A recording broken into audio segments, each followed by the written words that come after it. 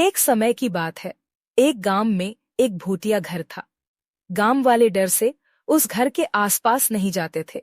गांव वालों का मानना था कि उस घर में एक जादूगर लड़की की आत्मा रहती है।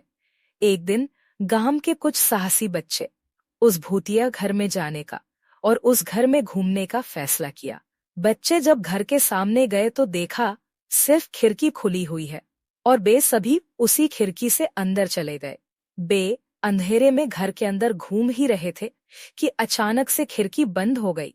यह देखकर सारे बच्चे डर गए। अचानक से वह लड़की की भूत बच्चों के सामने आई और जोर जोर से हंसने लगी और कहा कि अब तुम सब मेरी बंदी हो, मैं किसी को जिंदा नहीं छोड़ूंगी। बच्चों को डर के मारे कुछ समझ नहीं आ रहा था, लेकिन फिर भी वो हिम्मत नहीं हारे और सब एक साथ मिलकर बाहर निकलने का रास्ता ढूंढने लगे।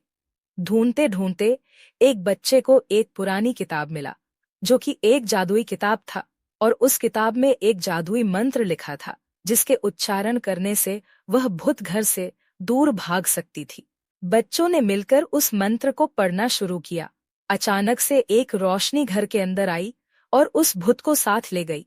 भूत के घर से बाहर जाते ही घर के सारे दरवाजे और खिड़कियां अपने आप खुल गई और बच्चे दौड़कर बाहर निकल आए। उस दिन से वह घर भूत से आजाद हो गया। गांव वालों ने सारे बच्चों के साहस की तारीफ की और सबको इनाम भी दिया।